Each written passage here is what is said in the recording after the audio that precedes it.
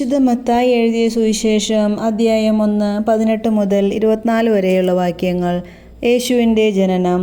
യേശുക്രിസ്തുവിൻ്റെ ജനനം ഇപ്രകാരമായിരുന്നു. അവൻ്റെ മാതാവായ മറിയവും ജോസഫും തമ്മിലുള്ള വിവാഹ നിശ്ചയം കഴിഞ്ഞിരിക്കെ അവർ സഹവസിക്കുന്നതിന് മുമ്പ് അവൾ പരിശുദ്ധാത്മാവിനാൽ ഗർഭിണിയായി കാണപ്പെട്ടു.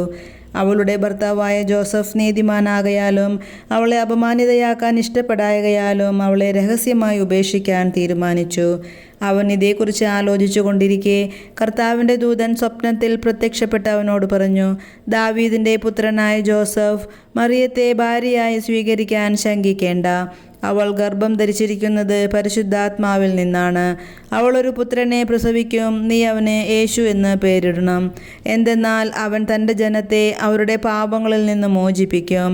കന്യക ഗർഭം ധരിച്ച ഒരു പുത്രനെ പ്രസവിക്കും. ദൈവം നമ്മോട് കൂടെ എന്നർത്ഥമുള്ള എമ്മാനുവേൽ എന്ന് അവൻ വിളിക്കപ്പെടും എന്ന് കർത്താവ് പ്രവാചകൻ മുഖേന അരുളി ചെയ്തത് പൂർത്തിയാകാൻ വേണ്ടിയാണ് ഇതെല്ലാം സംഭവിച്ചത്.